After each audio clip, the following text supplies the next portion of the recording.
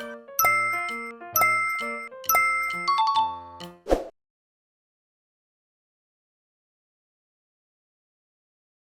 받으실 하나님의 말씀은 신약성경 누가복음 18장 1절 말씀이 되겠습니다. 예수께서 그들에게 항상 기도하고 낙심하지 말아야 할 것을 비유로 말씀하여. 아멘.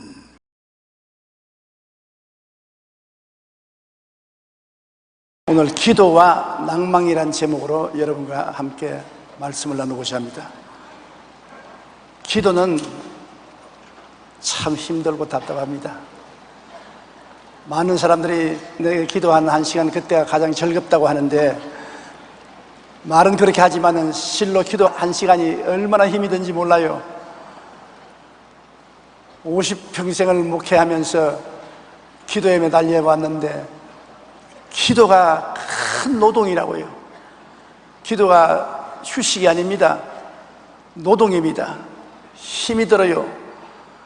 종종 기도하다 말고 이렇게 질문합니다. 정말 응답하시는 하나님이 계신가? 하나님은 나 같은 사람에게 관심이 계신가? 하나님께서 혹시 나를 버리신 것이 아닐까? 더 기도해봤자 무슨 소용이 있겠는가? 그러한 마음이 자꾸 생겨납니다. 기도가 순식간에 응답이 안 오면 내가 무엇을 잘못 기도하고 있지 않은가 질문할 수밖에 없습니다. 존 맥스웰은 그 책 생각의 법칙에서 이렇게 말했습니다. 생각을 바꾸면 믿음이 달라진다. 믿음이 달라지면 기대가 달라진다. 기대가 달라지면 태도가 달라진다. 태도가 달라지면 행동이 달라진다. 그런데 어떤 행동을 바꾸려고 시도하기 전에 먼저 마음부터 바꾸라, 그렇게 말했습니다. 우리는 기도했으나 응답이 더딜 때 더 기도해봤자 무슨 소용이 있겠느냐, 그런 낙심이 됩니다. 그러나 우리의 기도 생활에 이런 낙심은 반드시 이겨내야 하나님의 응답을 받게 되는 것입니다. 막신형을 그대로 가지고 있으면 기도하지 않게 되고 뒤로 물러가게 되는 것입니다. 키엘케코르는 그 이 책 죽음에 이르는 병에서 사람을 죽음에 이르게 하는 병은 다른 어떤 것이 아니요 바로 절망이라고 말했습니다.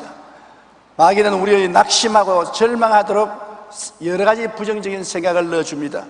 일제시대에 포로 2만 명을 잡아다가 4, 5년 동안 수용소에서 고문도 하고 일도 시켰는데 그 수용소에서 8,000명이 죽었습니다. 전쟁이 끝난 후 그때 죽은 연합군의 시체 연구해 보니까 고문이나 영양실조로 죽은 숫자는 별로 안 되고 대다수가 절망해서 죽은 경우였다고 말한 것입니다. 낙심하면 영적으로 죽고 마음도 죽고 육체도 죽고 생활도 죽는 것입니다. 그러므로 우리가 낙심하지 말아야 돼요. 정신적으로 절망하고 낙심하여 삶의 희망을 포기한 사람들은 그만 죽게 되는 것입니다. 그러나 아무리 열악한 환경 가운데에서도 주님께서 함께 하신다는 믿음과 하나님 나라에 대한 소망을 가진 사람은 모든 어려움을 헤치고 살아남게 되는 것입니다. 이처럼 낙심은 사람의 모든 기력을 송두리째 빼앗아갑니다. 이것은 기도에도 마찬가지입니다. 기도는 때로 힘들고 낙심이 될 때가 많습니다. 그런 때에는 정말 하나님이 응답해 주실까, 더 기도해봤자 무슨 소용이 있을까 하고 회의주의가 마음속에 들어오는 것입니다. 그것을 극복하고 이겨야 되는 것입니다. 다니엘의 21일간의 기도를 보면 잘 알 수 있습니다. 다니엘이 21일 동안 절식을 하면서 친구들과 함께 히데겔 강가에 나가서 기도를 드렸었습니다. 한 주일을 기도해도 응답이 없습니다. 많은 같은 기도하는 사람들이 낙심하고 뒤로 물러갔습니다. 2주일째 기도해도 아무 효과가 없습니다. 이제 얼마 안 남았습니다. 사람들이 낙심하고 친구들이 돌아갔습니다. 3주일째 20일째 기도해도 낙심되고 응답이 없습니다. 여러분, 3주간 동안 강가에 엎드려 가지고서 절식을 하며 기도한다는 것도 힘들지요. 20하루째 광명한 천사가 나타나서 응답을 가지고 가는 것입니다. 21일 만에 응답이 온 것은 마귀가 21일 동안 그 기도가 하늘에 상달되지 못하도록 저항을 했고, 결코 낙심하지 않고 밑에서 계속해서 기도를 하니까 그 기도에 하나님의 군장 미카엘이 도와와서 도와줌으로 응답을 가져올 수 있다고 말하는 것입니다. 다니엘서 10장 12절로 14절에 그가 내게 이르되 다니엘아 두려워하지 말라. 내가 깨달으려 하여 내 하나님 앞에 스스로 겸비하게 하기로 결심하던 첫날부터 내 말이 응답받았으므로 내가 내 말로 말미암아 왔느니라. 첫날 벌써 기도할 때 하나님께 상달되었어요. 그런데 바사 왕국의 군주가 21일 동안 나를 막았으므로 내가 거기 바사 왕국의 왕들과 함께 머물러 있더니 가장 높은 군주 중 하나인 미카엘이 와서 나를 도와주므로 이제 내가 마지막 날에 내 백성이 당할 일을 내게 깨닫게 하려 왔노라. 이는 이 환상이 오랜 후의 일임이라 하더라. 기도는 첫날에 벌써 하나님께 상달되었는데 그것이 응답으로 다가오기에는 21일이 걸렸습니다. 20날 동안 공중의 권세 잡은 원수 마귀가 기도 응답이 못 내려오도록 막았던 것입니다. 그러므로 기도는 하나님만 상대하는 것이 아니라 마귀와 먼저 상대해야 되는 것입니다. 하나님이 우리 기도를 들어주시도록 간절히 기도할 뿐 아니라 마귀가 그 기도의 응답을 막지 못하도록 우리가 인내를 가지고 기도해야 되는 것입니다. 에베소서 6장 12절에 우리의 시름은 혈과 육을 상대하는 것이 아니요 통치자들과 권세들과 이 어두움의 세상 주관자들과 하늘에 있는 악의 영들에게 대하는 것입니다. 정사와 권세와 어두움의 주관자들과 씨름을 하는 것입니다. 기도의 씨름을 통해서 우리가 끝까지 이기면 저들이 물러가는 것입니다. 베드로전서 5장 8절로 9절에 근신하라 깨어라 너희 대적 마귀가 우는 사자같이 두루다니며 삼킬 자를 찾나니 너희는 믿음을 굳건히 하여 그를 대적하라. 저는 50년 목회 가운데 정신병자를 위해 많이 기도를 했습니다. 예전에 교회가 적을 때는 정신병 들린 사람 한 사람을 데리고 일주일씩 열흘씩 금식 기도를 하고 하나님께 부르시고 그렇게 했었습니다. 지금은 성도들이 많아서 그렇게 못했습니다. 물론 이제는 은퇴했으니까 내 책임이 없고 이영훈 목사가 해야 되겠지만 저희 경험으로 보면 가장 쉽게 나가는 마귀도 최소한 3시간은 기도해야 되었습니다. 한 번은 아침에 출근을 했는데 우리 교회 소재를 하는 미스터 최라는 청년이 있었는데 좀 바보 같아요. 그런데 그날따라 들어가니까 막 경연을 하고 야단입니다. 그래서 내 사무실에 들어와서 이 귀신아 나가라고 고함을 치고 기도를 했는데 1시간을 기도해도 꼼짝도 안 해요. 그 2시간 기도하는데 꼼짝도 안 해요. 그래서 내 생각에 이 귀신이 아닌가 보다. 내가 잘못 알고 기도하는가 아닌가. 그래도 좀 더 해보자. 3시간째 들어서 기도하니까 내 안 나간다 그러더라고요. 3시간을 버티더라고요. 내 안 나간다 하면 나간다 한 말과 같습니다. 잠잠하고 있을 때 무섭지 입을 열면 벌써 약하여서 쫓겨나갈 준비를 하는 것입니다. 그래서 쫓아냈습니다. 기도하고 그 마귀가 쫓겨나고 난 다음 완전히 새 사람이 되어서 장가까지 갔다고요.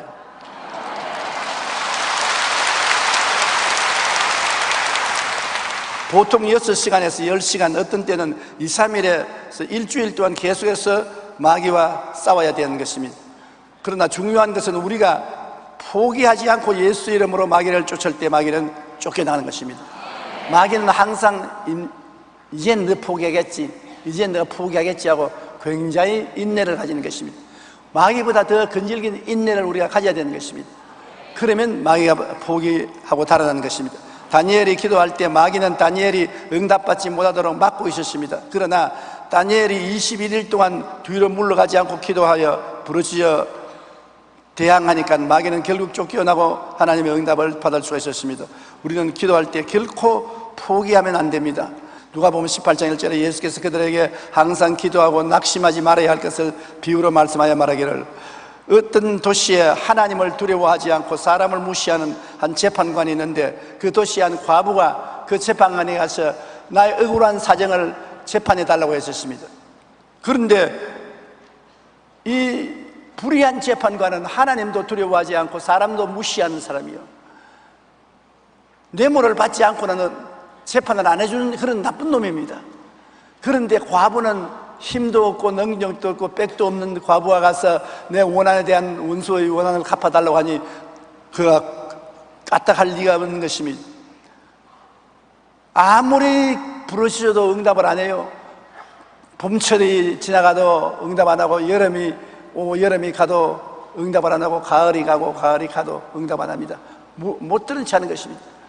그러나 이 과부는 그 집 앞에서 진을 치고 앉아서 계속해서 부르짖어 탄원을 하는 것입니다.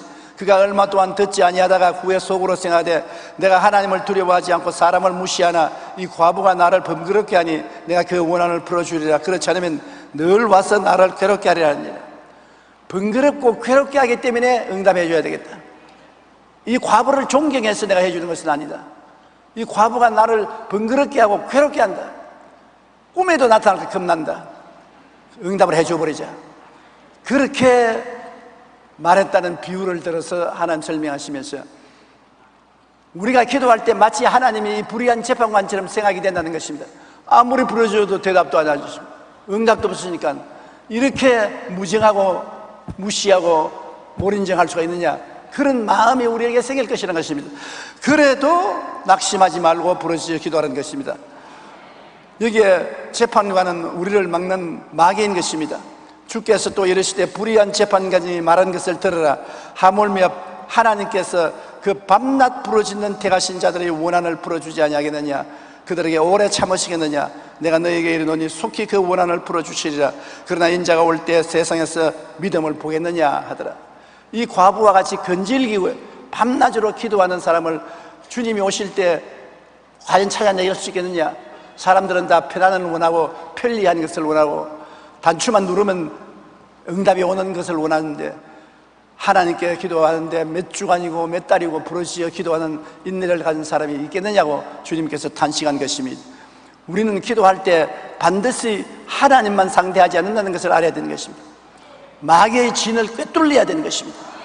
마귀와 한판 씨름을 해야 되는 것입니다. 마귀는 이미 주권을 잃은 놈이지만은 그러나 아직 쫓겨나지는 않았습니다. 자기 진을 버티고 서서 안 물러가려고 애를 쓰는 것입니다. 그러므로 우리는 기도로서 싸우는 것입니다. 위대한 업적을 남긴 사람들은 대부분 수많은 시행착오와 피눈물 나는 노력 끈기를 투자한 후에 생겨난 것입니다. 노아 웹스터는 웹스터 사전을 집필하기 위하여 36년간 자료를 수집하고 데스양을 2번이나 횡단했습니다. 플라톤의 국가론은 무려 9번이나 대필한 다음에 완성했고, 시인 브라이언트는 자신의 시를 보통 99번 다듬었다고 말했었습니다. 미켈란젤로의 유명한 그림 최후의 심판은 8년 동안 땀 흘려 완성한 작품이며, 레오나르도 다빈치의 최후의 만찬도 10년을 걸려 완성한 작품인 것입니다. 심지어 꿀벌은 살아있는 동안 지구의 3바퀴나 되는 거리를 날면서 꿀을 모은다고 말한 것입니다. 이런 이야기는 모두 끈기와 인내의 이야기인 것입니다. 원한 맺힌 이 과부는 누가 무엇라 말해도 끈질긴 인내로 불의한 재판관에게 호소해서 들어줄 때까지 매달린 결과로 응답을 받았습니다. 뒤로 물러가면 내 마음이 기뻐하지 아니하리라. 나의 의인은 믿음으로 말미암아 살리라고 주님 말씀한 것처럼 이 불의한 재판관 앞에 과부는 아예 물러가는 것을 포기했습니다. 기도하다가 죽지 낙심해서 물러가서는 죽지 않겠다고 각오를 하고 매달렸습니다. 그 결과로 응답이 온 것입니다. 우리도 과부와 같이 끈질기게 기도하라고 주님께서 격려하는 것입니다. 또한 주님은 우리에게 더 격려하는 말씀으로 밤중에 찾아온 친구에 대한 이야기를 하는 것입니다.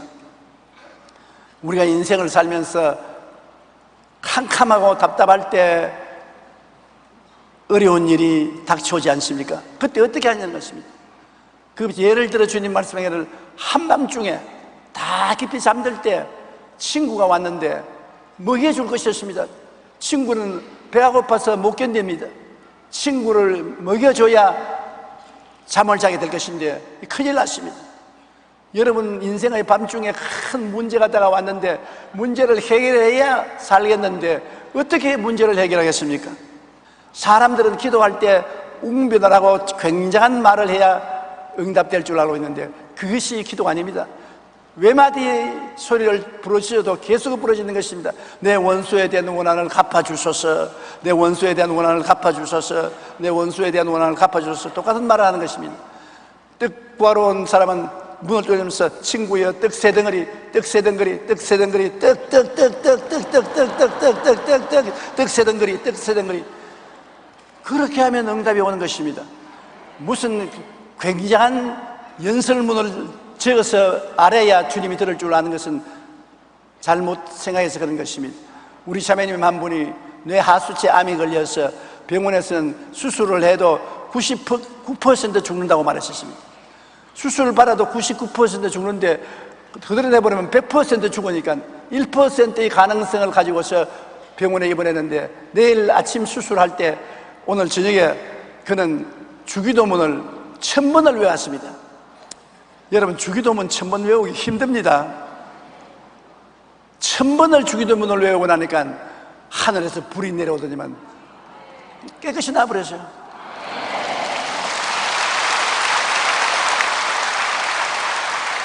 같은 말을 반복해도 좋습니다. 더구나 귀신 들린 사람하고 기도할 때 하나님이여 이 귀신 들린 사람을 전지전능 무수한 능력으로 와서 도와주시고 보혈의 능력으로 짚어주시고 이 자매를 해방해 주시고 이렇게 수사학을 쓰다 보면 마귀 쫓아낸 것보다도 말만 듣는데 정신이 빠져가지고 있어. 무슨 말 하는지 모릅니다. 그러지 않고 이놈아 나가라, 나가라, 나가라. 예수 이름을 명하노니 나가라, 나가라, 나가라. 죽기 아니면 살기로 나가라, 나가라. 계속 그렇게 하는 것입니다. 땀을 뻘뻘 흘리면서 외마디 소리로 부르시려면 나중에 견디다 못해서 나가는 것입니다. 또 내가 너희에게 이르노니 구하라 그러면 너희에게 주실 것이요 찾으라 그러면 찾아낼 것이요 문을 두드리라 그러면 너희에게 열릴 것이니 구하는 이마다 받을 것이요 찾는 이는 찾아낼 것이요 두드리는 이에게는 열릴 것이라. 구하고 찾고 두드리고 끊임없는 대결을 해야 응답이 오는 것입니다. 영화 쇼생크의 탈출에서 주인공은 감옥에서 도서관을 만들기 위해 주 정부에게 편지를 보냈습니다. 그러나 죄수의 편지에 정부 당국은 관심이 없어 답장을 해주지 않았습니다. 주인공은 지치지 않고 매주 도서관에 죄인들이 읽을 수 있는 도서관을 형무소 안에 만들어 주소서 6년을 계속 매주일마다 편지를 냈습니다. 그 결과 답장과 함께 200불이 도착했습니다. 그때 주인공은 이렇게 말했습니다. 답장을 받는데 6년밖에 안 걸렸어. 이제 매주 2통씩 보낼 거야. 그리고 그는 정말로 매주 2통의 편지를 주 정부에 보내면서 감옥 안에 도서관을 만들 수 있게 해달라고 간청을 했었습니다. 10년이 지나서 드디어 감옥에 도서관이 개관되고 매년 500불의 지원이 다가왔습니다. 죄수가 쓴 편지를 6년 만에 주 정부가 들어줬고 그 다음 또 10년 동안 편지를 써서 들어줬다고 말한 것입니다. 성경에도 이처럼 지치지 않는 끈기로 응답을 이룬 이야기가 많습니다. 아브라함은 25년 만에 응답을 받았고 아들 이삭을 얻었으며 모세는 40년에 응답을 받아서 자기의 동족을 출애굽시킬 수가 있었으며 왕후 에스더의 기도는 온 이스라엘 민족의 금식과 함께 3일 만에 응답되었고 야곱이 베델에서 한 기도만은 서원한 20년 후에 응답이 되었습니다. 여러분, 예수님은 너희가 기도할 때 무엇이든지 믿고 구한 것은 받은 줄로 알으라고 말한 것입니다. 그러므로 우리는 기도할 때는 응답이 올 때까지 끈질긴 인내로 계속 요구하고 간청해야 되는 것입니다. 우리가 기도할 때 마음에 반드시 지켜야 될 사항이 있습니다. 그것이 뭐냐면 처음 마귀의 밤낮 참소를 물리쳐야 되는 것입니다. 마귀가 여러분 기도하려면 참소를 합니다. 너는 기도할 자격이 없어. 너는 아직 어린애기야. 너는 죄가 너무 많아. 너 같은 기도는 안 들어줘. 아예 처음부터 불을 끌려고 하는 것입니다. 그 마귀의 말을 들으면 낙심이 되어서 기도를 하지 못하게 되는 것입니다. 아직 기도할 때는 마귀의 말에 귀를 기울이지 말아야 되는 것입니다. 부정적인 말에 귀를 기울이지 말아야 되는 것입니다. 물론 우리가 기도할 때 회개해야지요. 교만과 불순종과 불신앙을 회개하면, 한 번 회개하면 하나님이 용서해 주시지 회개를 10번, 20번 같은 회개를 할 필요는 없는 것입니다. 성경에는 요한 1서 1장 9절에 만일 우리가 우리 죄를 자백하면 그는 미쁘시고 이로써 우리 죄를 사하시며 우리를 모든 불의에서 깨끗하게 해 주실 것이라고 말한 것입니다. 그러므로 한 번 회개를 했으면 보혈로 용서받은 것을 알고 마귀야 나는 회개했는데 무슨 잔소리를 하느냐, 예수님의 보혈이 내 죄를 용서했다고 단호하게 지향을 해야 되는 것입니다. 옛날에 저 애들이 어릴 때입니다. 하루는 제가 밤늦게 신방을 하고 집에 돌아오니까 큰일 났습니다. 둘째가 침대에 누워있는데 얼굴이 붉고 혼몽 상태에 빠졌습니다. 왜 그러냐고 물으니까 학교에서 애들이 학업을 마치고 나올 때 그때는 먹을 것이 별로 없었기 때문에 번데기 장사들이 뻔 하고 고함을 쳤습니다. 그럼 애들이 가서 번데기를 사 먹습니다. 근데 우리 애도 가서 번데기를 한 컵 사서 먹었어요. 근데 그 번데기가 맹렬한 맹독성 농약이 들어있었어요. 그때 9명인가 10명인가 죽었습니다. 신문에도 크게 났지요. 우리 둘째도 쓰러졌습니다. 그런데 누가 자전거를 싣고서 여의도에 우리 집이 있었으니까 여의도에 집에 데리고 갔습니다. 그런데 벌써 밤은 늦었고 가보니 애는 뭐 죽게 됐었습니다. 그래서 독립의사를 청했습니다. 독립의사가 와서 보더니만 고개를 흔들면서 시간이 늦었다고, 이미 독이 온몸에 퍼졌으니 살아날 가망이 없다고, 그리고 주사 한 대 놔주고 그냥 가버렸었습니다. 정말 그때 기도가 필요한 정막강산이었습니다. 주님이여 기도하니까 주님 이 말밖에 안 나와요. 얼마나 억천간장이 무너지는지 주님 도저히 더 이상 기도가 나오지 않아요. 아무리 기도를 해도 답답해서 기도가 안 나와서 할 수 없이 내가 서재로 나가서 하나님 나 기도 좀 하게 해 주십시오. 이렇게 답답한데 기도가 안 나오니 어떻게 합니까? 그러고 내 죄를 회개하기 시작한 것입니다. 하나님, 내가 지은 죄를 다 회개할 테니까 주님 용서하시고 이 애를 살려주십시오. 죄가 죽는 것보다 나는 오래 살았으니까 내가 대신 죽게 해주십시오. 주님께 부르짖어 기도하니까 모든 죄를 회개를 했습니다. 하나님께 불순종하고 교만하고 오만한 죄 온갖 것을 다 회개하니까 마음이 굉장히 상쾌해지더라고요. 마음이 기뻐져서 이제 기도가 나오더라고요. 그래서 우리 아들이 누워있는데 가니까 얘는 이제 정신 다 잊고 가사 상태에 빠졌어요. 그래 안수를 하고 제가 기도를 하니까 내 마음속에 하나님의 말씀이 똑똑히 들려와요. 꿀을 타 먹여라. 꿀을 타 먹여라. 그래서 울고 있는 우리 집사람에게 빨리 진 꿀을 한 그릇 타오라 했습니다. 그 집에 마침 꿀이 있어서 꿀을 타서 얘를 입을 벌려가지고서 억지로 꿀을 마시겠습니다. 꿀을 마시고 난 다음 조금 있으니까 막 토해내는데 시커먼 동물과 소화 안 된 번데기를 토해내는 것입니다. 한참 토해내더니만 얼굴에 생기가 돌고 숨을 크게 쉬더니만 살아 일어났었습니다.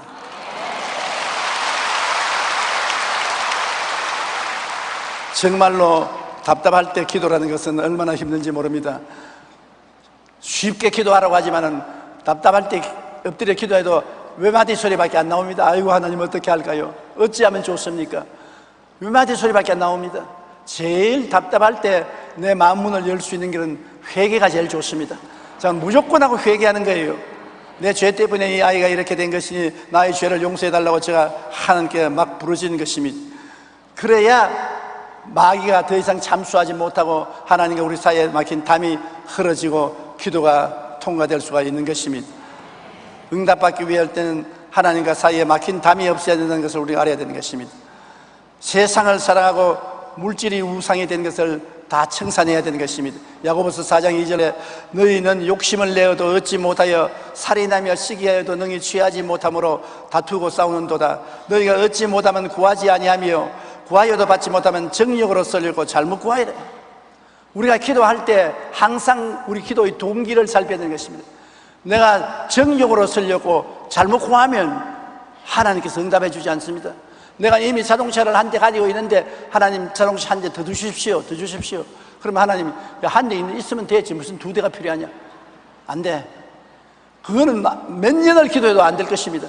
한 대도 없을 때 걸어다닐 때 내 자동차를 한 대 주십시오 기도하면 응답받습니다. 그러나 탐욕으로 기도하면 응답은 절대로 받지 않는 것입니다. 그렇기 때문에 내가 기도할 때 이게 욕심으로 탐욕으로 기도하는 것이냐 내 분수에 맞는 기도를 하는 것이냐 그걸 알아야 되는 것입니다. 사람이 분수대로 살아야지 분수를 넘는 삶을 사면 망하는 것처럼 기도도 분수를 넘는 기도는 해도 소용이 없는 것입니다. 그러므로 세상과 물질을 사랑하는 분수에 넘치는 삶을 사는 것을 회개해야 되는 것입니다. 그리고 하나님의 선하심을 의심치 말아야 되는 것입니다. 자꾸 마귀가 와서 하나님은 너희 기도를 들어주지 않는다, 못 들은 채 하신다, 너는 버림받았다, 너는 안 된다, 그렇게 말하면 하나님에 대해서 원망이 생깁니다. 하나님은 선하지 않다, 차별 대우한다고 생각이 나는 것입니다. 그런데 절대로 하나님의 선하심에 대해서 의심하면 안 되는 것입니다. 하나님은 세상을 이처럼 사랑하사 독생자를 주시기까지 우리를 사랑하고 계신 것입니다. 예수님은 자기 생명을 주시기까지 사랑한 것입니다. 그러므로 편벽될 수도 없고 우리를 미워할 수도 없는 것입니다. 하나님은 절대 사랑을 하고 있는 것입니다. 야고보서 1장 6절로 7절에 오직 믿음으로 구하고 조금도 의심하지 말라. 의심하는 자는 마치 바람에 밀려 요동하는 물결 같으니 이런 사람은 무엇이든지 주께 얻기를 생각지 말라고 말하는 것입니다.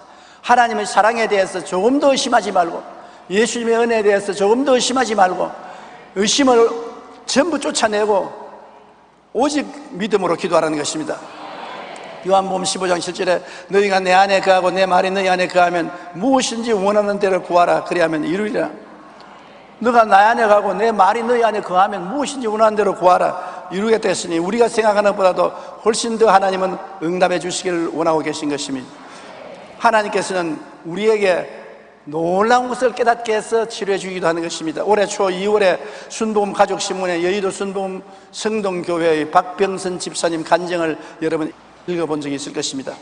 박 집사님은 작년 10월 토요일 저녁에 퇴근하고 돌아와 싱크대 위 찬장을 열다가 머그컵을 떨어져 했는데 컵이 깨어지는 순간에 파편이 왼쪽 발목의 아킬레스건과 동맥을 자른 바람에 피를 막 쏟고 급히 병원에 가서 4주간 동안 입원해서 아킬레스건의 치료를 위해서는 또 5주나 기부스를 해야 되는 것입니다.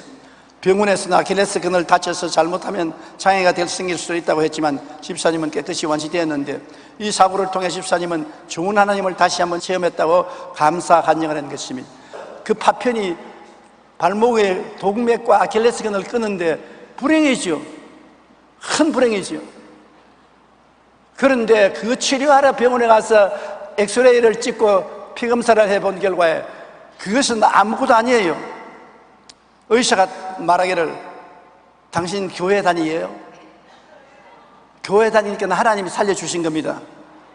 피검사를 통해서 또 엑스레이를 통해서 당신 살펴보니까 당신은 간이 심각하게 상처를 입었으며 당신의 피가 동맥에 막혀서 어느 순간에 심장 발작이 일어날 순간에 있었다. 이때 병원에 안 왔으면 당신은 죽은 사람이다. 당신이 병원에 안 오니까 하나님이 아킬레스건을 끊어가지고 가서 병원에 오게 만들었다. 그 좋은 하나님이 아니십니까? 일에 바쁘고 생활에 바쁘니까 건강을 돌보지 않고 일과 생활에 매어 뛰는데 그럴 동안에 간은 돌이킬 수 없이 상해져 있고 혈관은 막혀서 피가 더 통하지 못하도록 돼가고 있는데 순식간에 죽을 수 있는 사람을 하나님께서 더 오래 살리기 위해서 아무리 말을 해도 기도하지 않고 부르짖지 않으니까 성령의 음성을 못 들으니까 아킬레스건을 끊어가지고서 병원에 입원시켜서 그것을 발견하게 해서 치료를 받았던 것입니다. 조금만 더 자라면 피가 심각하게 타개져서 자칫 돌연사할 가능성이 높았다는 것입니다. 의사는 쉬지 않고 이런 상태가 지속되었으면 죽거나 식물인간이 되었을 것이라면서 하나님의 은혜인 줄 알라고, 자꾸 의사가, 안 믿는 의사가 자기를 보고 하나님의 은혜인 줄 알라고 그렇게 말합니다. 순간 집사님은 자신을 죽음의 위험에서 건져주신 하나님의 은혜를 다시 한번 깨닫고 감사했습니다. 그리고 3개월 동안 쉬면서 혈액을 맑게 해주고 치료와 심장 간 치료를 하고 난 다음에 몸이 온전히 회복되어서 오늘날에는 건강하게 살고 있다고 간증을 한 것입니다. 우리가 또 기도할 때 응답이 올 때까지 끈질기게 위해 항상 부르짖어 기도하는 것입니다. 조금 기도하고 난 다음에 응답이 안 온다고 낙심하면 안 돼요. 계속 인내를 가지고 기도해야 돼요. 저는 목회자요, 성도들을 기도하라고 격려하는 사람이지만은 제가 기도할 때 어려운 일이 생기면 당장 찾아오는 것이 뭐냐면 낙심입니다. 문제가 생기면 낙심부터 먼저 와요. 왜 하나님이 이런 일이 다가옵니까? 그리고 기도를 하기 시작하면서 언제 응답이 오겠노? 답답한 마음이 생겨요. 그러나 그것을 다 극복하고 계속 아침에도 점심 때도 저녁 때도 기도를 하다 보면 모르는 사이에 응답이 다가오는 것입니다. 우리는 하나님이 우리를 둘러싸고 있는 것입니다. 항상 눈에 보이는 증거가 나타나야 응답이 온 것이 아닙니다. 하나님은 숨어서 우리에게 응답해 주기를 원하시는 것입니다. 큰 변화도 없고 느낌도 없는 것 같은데 나중에 있다가 보면은 문제가 해결되어 있어요. 언제 해결됐냐? 하나님은 깜짝 놀랐지. 그렇게 하면서 응답해 주시는 것입니다. 모르는 사이에 하나님이 응답하실 때가 굉장히 많습니다. 우리가 구약 성경에 보면 하나님이 홍해수를 가르고 요단강을 가르고 만나가 내려오고 눈에 띄는 큰 기적이 일어나니까 하나님이 응답하시는구나 생각하는 사람이 많은데, 그것보다도 눈에 띄지 아니하고 눈에 증거 안 보이고 귀에 는 소리 안 들리고 손 잡히는 없는데 우연히 기도를 하고 난 다음에 어느 날 갑자기 보니까 아프던 병이 나았고 문제가 해결되었고 좋은 일이 난 것을 알게 되는 것입니다. 모르는 사이에 하나님이 우리에게 밤중에 와서 응답을 갖다 주고 가는 것입니다. 그렇기 때문에 큰 역사가 일어나서 깜짝 놀라게 응답 안 한다고 하나님이 응답 안 하신 하나님이라고 생각하면 안 되는 것입니다. 나 모르는 사이에 하나님이 와서 영혼이 잘됨같이 범사의 잘됨에 강건하고 생명을 얻게 넘치게 얻게 만들어주는 것입니다. 에레미야서 33장 3절에 너는 내게 부르짖어라. 내가 내게 응답하겠고 내가 알지 못하는 크고 은밀한 일을 내게 보이리라. 에베소 6장 18절 모든 기도와 간구를 하되 항상 성령 안에서 기도하고 이를 위해 깨어 기도하기를 항상 힘쓰며 여러 성도를 위해서 간구하라고 말한 것입니다. 저는 한 자매님의 간증을 잊을 수가 없습니다. 그 자매님은 예수님을 영접하고 구원받은 기쁨과 감격을 온 식구들과 나눠야겠다고 생각하고 기도하기 시작했습니다. 하나님, 우리 아버지와 어머니, 형제, 자매들 나와 같이 예수 믿고 구원받게 해주시옵소서. 그렇게 1년을 계속해서 기도했는데 조금도 변화가 없습니다. 가족들은 다른 종교를 가지고 더 열심으로 다른 종교를 믿었습니다. 그래도 자매님은 포기하지 않고 가족의 구원을 위해 기도했습니다. 2년, 3년, 4년, 5년, 6년, 7년, 8년이 지났습니다. 9년째 저희들은 그 마음속에 그만 낙심을 했습니다. 9년을 기도해도 가족들이 주교를 안 나오니 내 기도는 응답을 안 받는 것보다 가족들이 오히려 더 완악해졌습니다. 게다가 점점 더 이방신을 섬기고 있으니 하나님이 자기의 기도를 들어주지 않는다고 생각하게 되었습니다. 그런데 어느 날 성회에 참석했는데 부흥 강사가 이런 간증을 하더랍니다. 나는 우리 가족과 식구들의 구원을 위해서 23년을 줄기차게 기도한 결과에 이제는 온 가족이 회개하고 주교로 돌아왔다고. 23년에 비하면 9년은 아무것도 아닙니다. 이 말을 듣고 자매님은 자신은 고작 9년째 기도한 다음에 낙심했으니 하도 부끄러워 크게 회개하고 다시 다짐하고 계속 기도한 결과에 10년 만에 자매님의 부모님과 형제 자매 한 사람도 빠짐없이 다 예수님을 믿고 돌아왔다는 것입니다.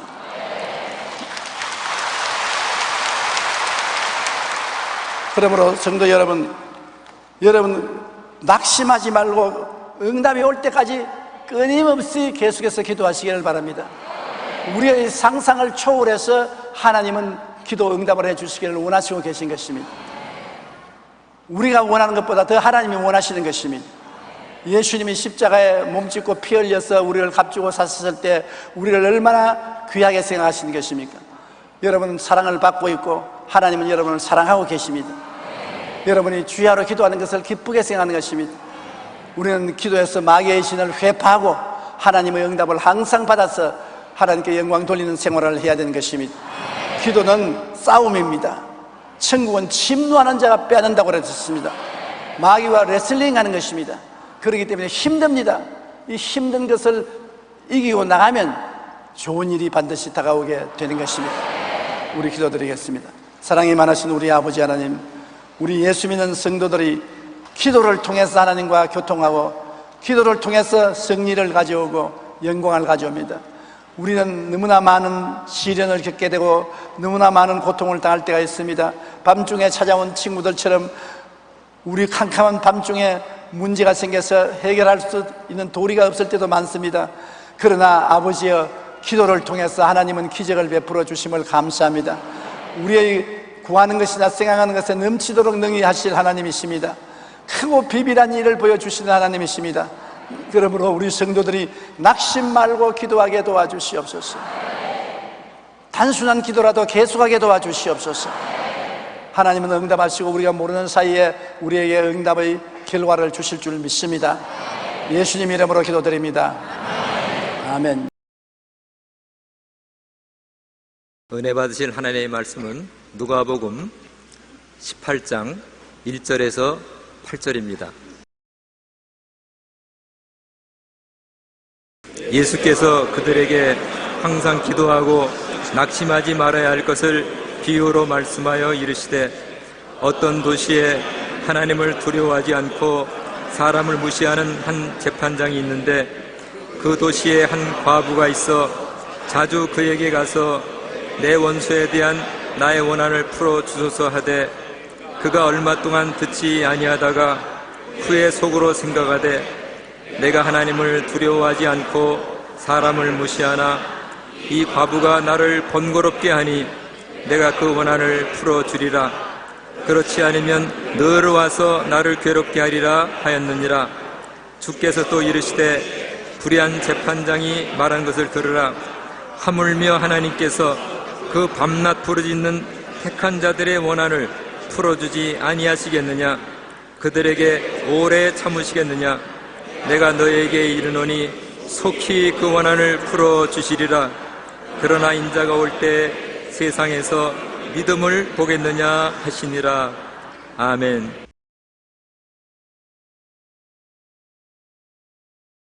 오늘 저는 여러분과 함께 응답받는 기도란 제목으로 은혜를 나누겠습니다. 미국의 대각성과 부흥운동을 일으켰던 조나단 에드워드는 이런 말을 했습니다. 기도는 우리가 살면서 숨쉬는 것처럼 믿음이 자연스럽게 표현되는 것이라고 했습니다. 그러므로 믿음이 있는 사람은 자연적으로 기도하게 된다는 것입니다. 위대한 설교가였던 크리소스톰은 기도는 만복의 뿌리이자 근원의 어머니라고 말했었습니다. 우리 성도들에게는 기도는 생명의 호흡입니다.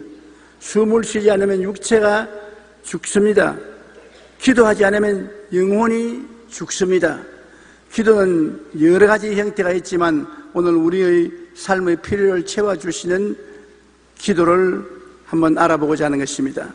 어떻게 하면 우리가 하나님께 기도하고 응답을 받을 수 있느냐는 것입니다. 꼭 응답이 필요하지 않은 기도도 많이 있어요. 감사하고 찬양하는 기도, 하나님께 영광 돌리는 기도,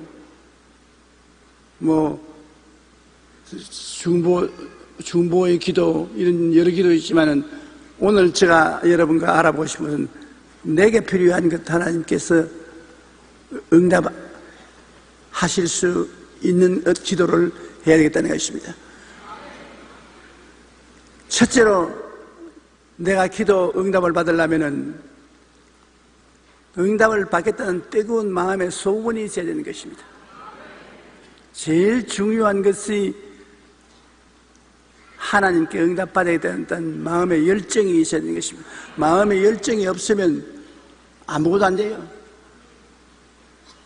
철야도 나가고 기도원에도 올라가고 새벽기도도 나가고 마음이 열정으로 꽉 들어 차야 기도가 응답되는 것입니다. 마음의 열정이 있을 뿐 아니라 분명한 목표가 있어야 되는 것입니다. 마태복음 6장 7절에 또 기도할 때 이방인과 같이 중언부언하지 말라. 정신없이 이 말 저 말 하지 말고 목표를 두고 분명한 목표를 향해서 뜨겁게 기도하라. 히브리서 11장 1절에 믿음은 바라는 것들의 실상이라고 말했습니다. 실상이 뚜렷해야 되는 것입니다. 오늘 주님께서 말씀하신 데 보면 누가복음 18장 3절에 그 도시에 한 과부가 있어 자주 거기 가서 내 원수에 대한 나의 원한을 풀어주소서 하되, 내 원수에 대한 내 원한을 풀어주소서. 아주 분명합니다. 막연하게 내 원한을 풀어주소서 하지 않습니다. 내 원수에 대한 나의 원한을 풀어주소서. 분명한 요구를 해드린 것입니다. 오스트리아 빈 대학의 보울러 박사는 역사적으로 위대한 인물 200명을 선정하여 이들의 삶을 연구조사해 보았습니다. 그 결과 그들이 인생에서 성공하여 위대한 인물이 될 수 있었던 것은 단지 머리가 좋아서가 아니라 인생의 목표가 분명했다는 것입니다. 목표가 분명하니까 이분들이 인생에 성공했다는 것입니다. 목표가 분명하므로 그것을 이루기 위해 매일매일 최선을 다했기 때문에 성공하여 위대한 인물이 될 수 있었던 것입니다. 삶의 목표가 분명해서 목표를 향해 좌로나 우로나 치우치지 않고 기도하며 나갈 때 그 사람은 성공하는 인생을 이룰 수가 있습니다. 반드시 머리가 천재적으로 좋아서 성공하는 것은 아닙니다. 지그 지글러는 목표를 알면 성공이 보인다는 자신의 책에서 이렇게 말했습니다. 목표가 없는 사람은 방향키가 없는 배와 마찬가지다.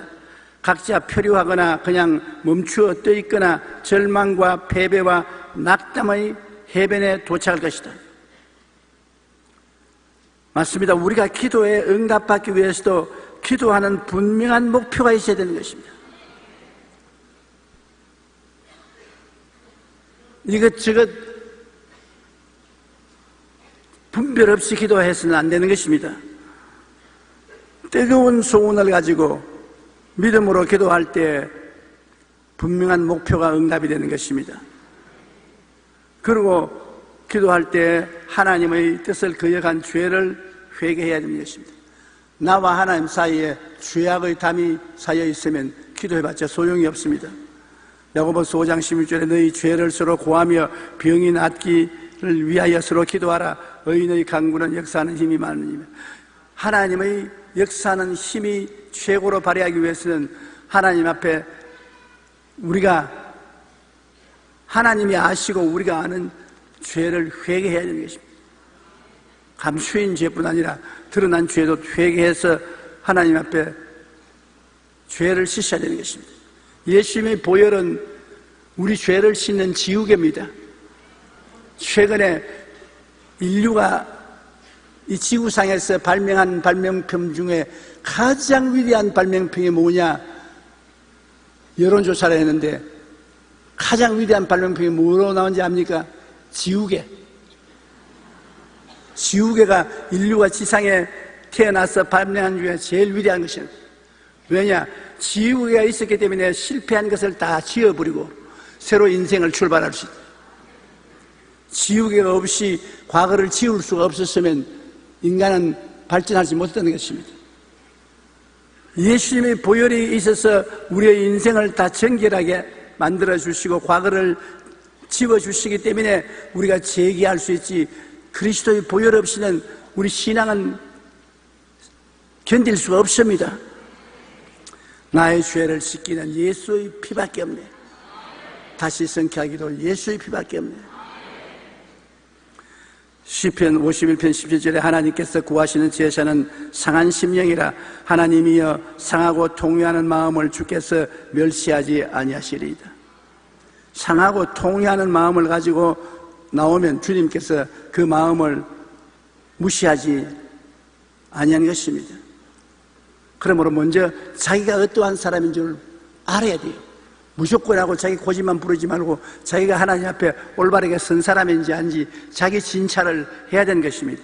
고대 위대한 철학자인 소크라테스는 최고의 가르침은 너 자신을 알라는 것이었습니다. 이것은 오늘날의 모든 철학의 기본 아닙니까? 그런데 예수님께서 이 땅에 오셔서 하신 선포는 회개하라는 것입니다. 너 자신을 살펴보면 죄인이라는 것을 깨닫게 되기 때문에 회개하라는 것입니다. 우리가 신앙생활을 할 때 제일 먼저 해야 될 것은 바로 회개입니다. 회개는 오늘날 영성으로 나가기 위한 최우선 과제인 것입니다. 우리가 기도 생활을 통해 영적으로 더욱 성장하고 응답받기 위해서는 먼저 하나님의 뜻을 거역한 죄를 회개해야 되는 것입니다. 보통 우리가 불치의 병이 들어서 사형선고를 받았을 때 기도원에 가서 하는 것은 죄의 회개인 것입니다. 과거의 죄, 현재의 죄, 마음으로 지은 죄, 행동으로 지은 죄를 하나님 앞에 통회하고 자복하는 것입니다. 죄 회개는 굉장히 중요합니다. 그리고 마음을 집중해서 기도해야 되는 것입니다. 너희는 온 마음으로 나를 구하면 나를 찾을 것이요 나를 만나리라고 에레미야 29장 13절에 말했었습니다. 누가복음 18장 4절로 5절에도 이 과부가 불의한 재판관에게 나가서 내 원수에 대한 원한을 갚아 주소서 하되 얼마 동안 못 들은 채 했습니다. 내가 하나님도 두려워하지 않고 사람을 무시하는데 이 과부가 내게 호소한다고 들어줄 리가 있겠느냐? 안 들어줬습니다. 그러나 이 과부가 집중을 해서 옵는 것입니다. 또 오고 또 오고 또 오고 또 오고 이제 그만 오지 싶은데도 불구하고 계속 옵니다. 그래서 이 과부가 나를 번거롭게 하니 내가 그 원한을 풀어주리라. 그렇지 않으면 늘 와서 나를 괴롭게 하리라. 늘 와서 괴롭혔다. 우리 기도도 하나님 앞에 늘 나와서 계속해서 집중적으로 기도를 해야 되는 것입니다. 산만하게 하지 말고 집중적으로 기도를 하면은 하나님이 응답하시는 것입니다. 야고보서 5장 17절로 18절에 보면 엘리야는 우리와 성정이 같은 사람이로되 그가 비가 오지 않기를 간절히 기도한즉 3년 6개월 동안 땅에 비가 오지 아니하고 다시 기도하니 하늘이 비를 주고 땅이 열매를 맺었다고 말한 것입니다. 엘리야가 갈멜산 꼭대기로 올라가서 땅에 엎드려 그 얼굴을 무릎 사이에 넣고 그의 사환님께 이르되 올라가서 바다 쪽을 바라보라. 올라가 바라보고 말하되 아무것도 없나이다 하니 7번까지 가라고 했습니다. 엘리야의 기도는 아주 집중적이고 맹렬한 기도였습니다. 머리를 다리 사이에 파묻고 있는 힘을 다해서 기도했습니다. 7번째 그 사환이 와서 손바닥만한 구름이 떴다고 하니까 큰 비가 올 테니까 왕 보고 빨리 마차를 정비해서 시내로 들어가라고 했습니다. 많은 환자들이 제게 안수기도 받으러 오는 것입니다.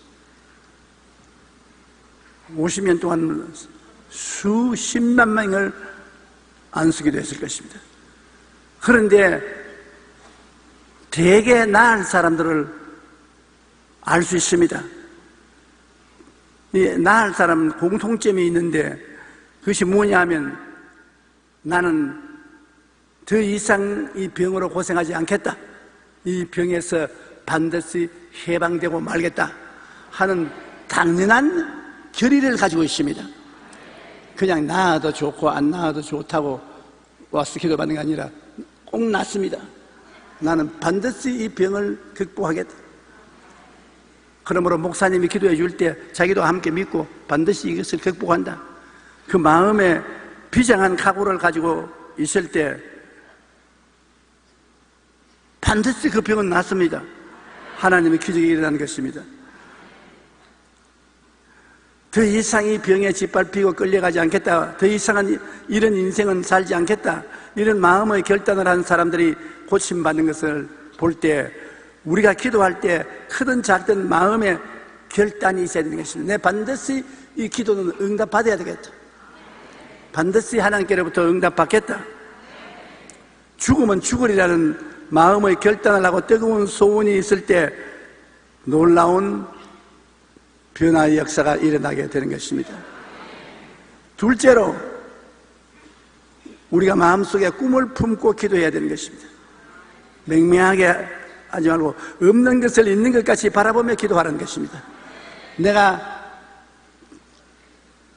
하나님 앞에 응답받기를 간절히 원하면 그것이 이루어진 것을 마음속에 바라보고 기도하는 것입니다. 비가 오기를 기도하면 기도할 때 비가 내리는 것을 마음속에 그려보라는 것입니다. 마음에 그림 그리는 거야 다 그릴 수 있지 않아요, 여러분? 나 어떤 사람 보고 마음에 꿈을 가지기에는 목사님 어떻게 꿈을 가집니까? 눈에 꿈을 가지려면 별만 반짝반짝반짝하고 아무것도 꿈을 꿀 수 없습니다. 마음에 꿈을 가지라는 것은 마음에 그림을 그리라는 것입니다. 마음에 내가 새로운 집을 사고 싶으면 새로운 집을 마음에 그리라.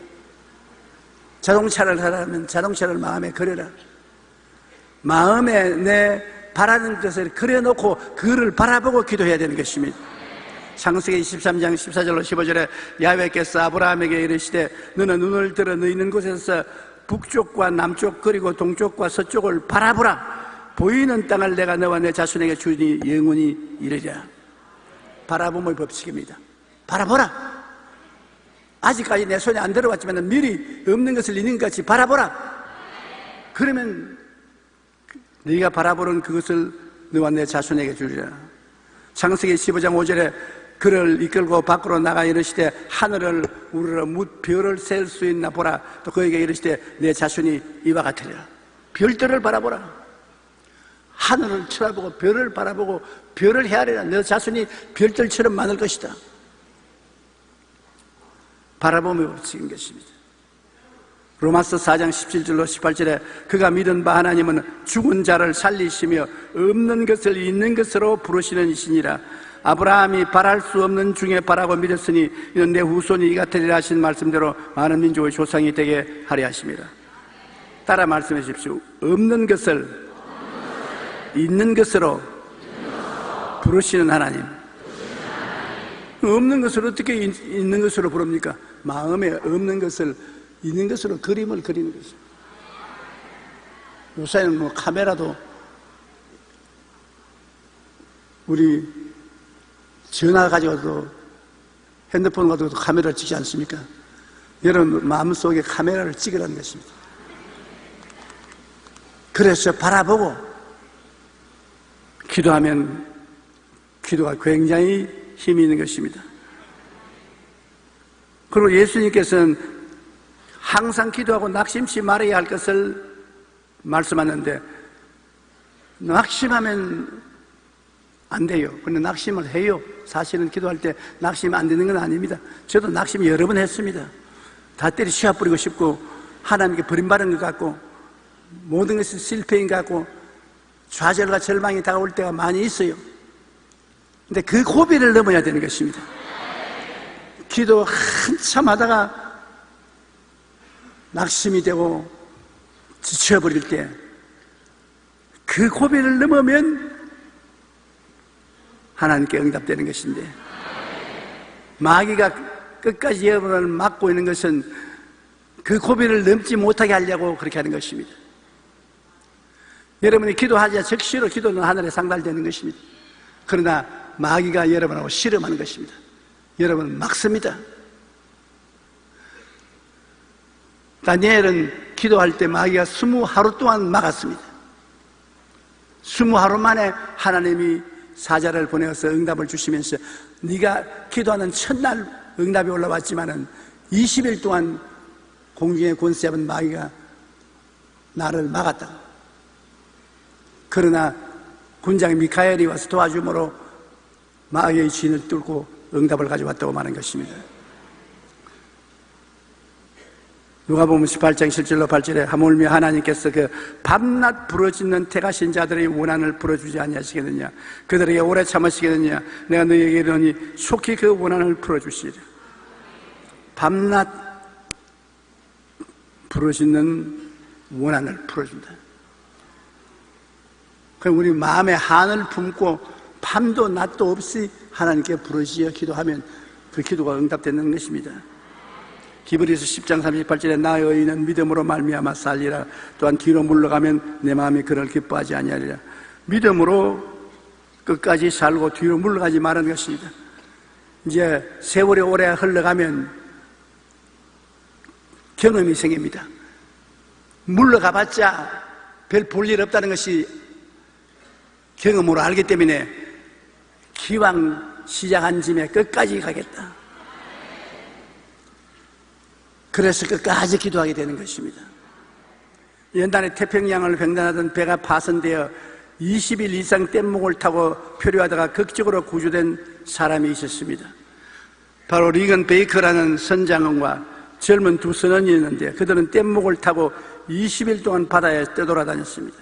낮에는 자결한 태양으로 온몸이 타들어갔고 밤에는 얼어 죽을 듯한데 상어의 공격을 받았습니다. 무시무시한 절대 절망의 상황에 한없는 고독에서 바다 한가운데 23일을 표류했습니다. 그러니 세 사람이 뗏목을 타고 23일을 망망한 대양에서 떠돌아다녔으니 얼마나 엄청난 고통스러운 것입니까? 그런데 그러는 동안에 선장은 늘 성경 2구절을 외우며 기도했습니다. 시편 23편에 내가 사망의 음침한 골짜기로 다닐지라도 해를 두려워하지 않을 것은 주께서 나와 함께 하심이라. 주의 지팡이와 막대기가 나를 아니하시나이다. 그 다음엔 마태복음 6장 31절로 34절을 암송했습니다. 이렇게 성경 2구절을 암송하면 그는 하나님께 매달렸습니다. 그러다가 23일 만에 구조되었을 때 신문 기자들이 물었습니다. 어떻게 인간의 한계를 뛰어넘어 23일 동안 바다에서 살아남을 수 있었습니까? 선장은 말하기를 나는 선한 목자 되신 하나님께서 그의 말씀대로 나를 잔잔한 물가로 인도하실 것을 의심하지 않았습니다. 그 약속의 말씀을 붙들고 기도했기 때문에 염려하지 않고 하루하루 이겨나갈 수 있었고 결국에는 역경을 극복하고 살아날 수가 있었습니다. 하나님의 말씀에 의지하고 기도하는 것이 얼마나 힘이 있습니까? 튼튼한 백에 의지하고 기도하는 것입니다. 사방을 둘러봐도 잡히는 것 없는 깜깜한 밤일지라도 말씀에 의지하여 낙심치 않고 기도할 때 이처럼 놀라운 일이 일어나게 되는 것입니다. 우리는 늘 없는 것을 있는 것 같이 바라보며 낙심하지 말고 끝까지 기도해야 될 것입니다. 나는 목사들에게 늘 말합니다. 교회를 개척하고 지어야 될 텐데 빈손들고 어떻게 하느냐. 그러나 내가 장차 짓고 싶은 교회를 마음속에 확실히 그를 가지고 있어라. 청사진을 마음속에 확실히 가지고 항상 그를 바라보고 집중적으로 기도하라.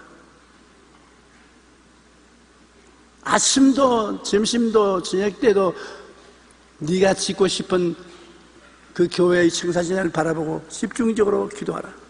그리고 감사하라. 반드시 그 길로 하나님이 이끌어 주신다. 바라봄의 법칙인 것입니다. 그러므로 우리가 이 세상에서 무엇을 집중적으로 바라보는가 굉장히 중요합니다. 나쁜 것을 집중적으로 바라보면 나쁜 것이 다가오는 것입니다. 좋은 것을 집중적으로 바라보면 좋은 것이 다가오는 것입니다. 바라봄의 법칙은 굉장한 힘이 있습니다. 그 목적을 여러분에게 끌고든지 여러분이 그리 끌려가든지 둘 중에 하나입니다. 그러므로 성경에는 바라봄의 법칙을 사용한 하나님의 백성들이 많이 있습니다. 셋째로 믿음으로 기도해야 합니다. 기도할 때 부정적인 생각을 버리고 믿음으로 기도해야 되는 것입니다. 마가복음 9장 23절에 할 수 있거든이 무슨 말이냐, 믿는 자에게는 능치 못한 일이 없느니라. 야고보서 1장 6절 7절에 오직 믿음으로 구하고 조금도 의심하지 말라. 의심하는 자는 마치 바람에 밀려 요동하는 바다 물결 같으니 이런 사람은 무엇이든지 주께 얻기를 생각하지 말라. 성경은 이렇게 어마어마하게 의심하지 말고 기도하라고 하는데 실제로 우리가 기도하려고 우리 앉으면 의심이 제일 먼저 다가오는 것입니다. 정말 이루어질까? 정말 응답될까? 그러므로 제일 먼저 싸워야 될 것은 의심의 마귀입니다. 이 의심을 가져오는 사탄아 물러가라. 너희 의심 마귀는 떠나가라. 물러가라. 저도 요사이 기도하면 먼저 의심 마귀부터 쫓아냅니다. 내 마음에 의심을 가져오는 원수 마귀는 물러가라. 떠나가라. 성령이여 내 마음을 도와주셔서 의심하지 않고 기도하게 해주시옵소서. 제가 여러 번 이야기했지만 제가 늘 그 연세대 학생이 기억이 나거든요. 수대문에서 금요 기도 시간에 병자 위에 기도했는데 그분 위궤양으로 고생하는데 기도를 받고 난 다음에 볼때기 일어나더니만 목사님 예수 이름으로 내가 나았습니다. 아이고 안 믿어지네. 왜 그 사람 모습이 몇십 년이 지나도 안 잊어버렸는지 모르겠어요.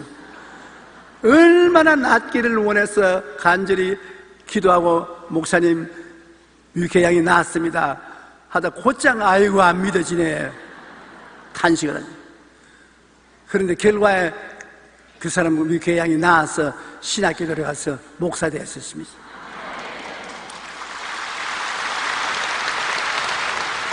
그러므로 부정적인 생각이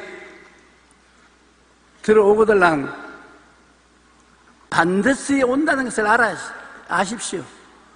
의뢰의 마귀는 와서 부정적인 생각을 던지는데 그걸 받아들이면 안 됩니다. 쫓아내야 되는 것입니다. 그리고 말씀 위에 서서 기도해야 되는 것입니다. 1979년 11월 4일에 이란에 있는 미국 대사관의 외교관과 미국 민간인 63명이 1981년 1월 20일까지 444일 동안 억류 구금된 인질 사태가 일어났습니다. 당시 미국 행정부는 이들을 구출하기 위하여 미국 육군 특공대를 파견했지만 특공대가 다 몰살당하고 구하지 못했었습니다. 그 레이건 대통령이 집권하여 이란과 협상해서 해방을 시켰는데 당시에 억류되었던 쿠버 양은 이런 간증을 했습니다. 처음 5개월 동안은 지옥과 같은 생활을 했습니다. 그러나 그 후 기도하며 내 마음은 이상할 정도로 안정되었습니다. 저는 어릴 때부터 어머니가 늘 하시는 말씀이 떠올랐습니다. 두 손을 모으고 기도하는 것을 잊지 말아라. 내가 하나님 편에 서 있으면 하나님은 어떤 경우에도 너를 도와주실 것이다. 5개월 후 저는 스위어터 양과 함께 있도록 허락되었는데 우리는 함께 기도하고 신앙에 대해 이야기했습니다. 이러한 감옥 생활은 제게 더 이상 지옥이 아니라 믿음을 더욱 크게 하여 저희 일생을 바꾸어 놓는 성장의 천국이 된 것입니다. 똑같은 감옥인데 처음 5개월 동안 생지옥이었다가 그 다음 신앙생활 속에 깊이 들어가니까 천국으로 변했다. 똑같은 곳이 지옥이 되기도 하고 또 천국이 되기도 하는 것입니다. 늘 긍정적인 생각을 가지고 믿음으로 끝까지 기도할 때 응답은 반드시 다가오는 것입니다. 기도할 때 과연 이게 응답이 오겠는가? 그렇게 생각하면 안 됩니다. 하나님은 기적을 행하시는 하나님인 것입니다. 성경에 엘리사의 예언을 듣고 왕의 신하가 하나님이 하늘에 창을 낸들 그런 일이 일어나려고 왜 이스라엘이 적군에게 포위당해서 굶주려 죽게 되었을 때 그때 엘리사가 말하기를 네가 눈으로 그것을 보기는 보지만은 먹지는 못하리라. 뭐냐면 내일 이맘때면 밀가루와 보리가 천지에 가득할 것이라고 그렇게 예언했거든요. 그때 기적을 믿지 않는 총리 대신을 보고 엘리사가 하는 말은 내가 눈으로 보아도 먹지는 못하리라. 그거 총리 대신이 물은 질문은 하느님이 기적을 낸들 어떤 그런 일이 있을 수 있느냐. 여러분, 하나님은 기적을 행하시는 것입니다. 기적이 없는 하나님은 하나님이 아니십니다. 나와 똑같을 바에야 뭔 하나님이 됩니까? 하나님은 기적을 행하시지요. 마가복음 11장 23절로 24절에 내가 진실로 너에게 이르노니 누구든지 산들어 들리어 바다에 던져라 하며 그 말하는 것이 이루어질 줄 믿고 마음에 의심하지 아니하면 그대로 되리라. 그러므로 내가 너희에게 말하노니 무엇이든지 기도하고 구한 것은 받은 줄로 믿어라. 그리하면 너희에게 그대로 되리라. 엄청난 약속 아닙니까? 아예 믿음으로 기도하고 난 다음에는 받은 줄로 배짱있게 믿으라는 것입니다. 없는 것을 있는 것 같이 믿으라는 것입니다. 기적이 일어난다고 생각하면서 기도해야 되는 것입니다. 고린도전서 2장 9절에 하나님이 자기를 사랑하는 자들을 위하여 예비하신 모든 것은 눈으로 보지 못하고 귀로 듣지 못하고 사람의 마음으로 생각지도 못했다는 것 같으니라. 하나님께서는 기도 응답을 예비해 놓고 계신 것입니다. 히브리서 11장 6절은 믿음이 없이는 하나님을 기쁘시게 못하느니 하나님께 나아가는 자는 반드시 그가 계신 것과 또한 그가 자기를 찾는 자들에게 상 주시는 이심을 믿어야 할지니라. 우리 하나님과 믿는 성도들과의 관계는 믿음이 그 연결줄인 것입니다. 믿음을 통하지 않고는 아무것도 이루어지지 않는 것입니다. 우리 한국 속담에 계란으로 바위를 친다는 말이 있지 않습니까? 이 말은 절망적인 상황에 처한 일을 보고 도저히 이 일은 성공 못한다, 계란으로 바위를 치는 것 같다. 그런데 얼마 전에 텔레비 인터뷰를 하는 사람이 내게 와서 카메라를 대놓고 믿음이 뭡니까? 간단히 말하십시오. 복잡하게 말하면 우리 시청자들이 모르니까 간단히 말해 주십시오. 그래서 제가 계란으로 바위를 치면 어떻게 됩니까? 계란이 깨지죠. 천만에 바위가 깨져요.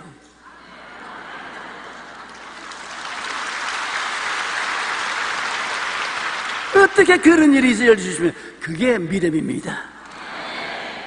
이성적으로 생각하고 과학적으로 생각하면 계란으로 바위를 치면 계란이 깨진다는 것은 이성적이고 과학적이고 경험적인 것입니다. 그러나 계란으로 바위를 치면 바위가 깨지는 것은 기적입니다. 믿음이란 기적을 믿는 것입니다. 그러니까 그 텔레비 아나운서가 고개를 가득 이러면서 신앙인들이 세상 사람들과 사물을 볼 때 다른 것이 이런 차원이 다릅니다. 세상 사람들은 이성적이 아니면 안 믿지만 우리는 하나님이 약속한 말씀이면 무슨 말씀인지 믿습니다. 믿음은 들으면서 나며 들으면 그리스도의 말씀으로 말미암았느니라. 그리스도의 말씀이 주어졌으면 그 말씀에 따라서 죽은 자도 살리시고 없는 것도 있게 하시는 하나님을 우리는 믿고 믿음으로 나가는 것입니다.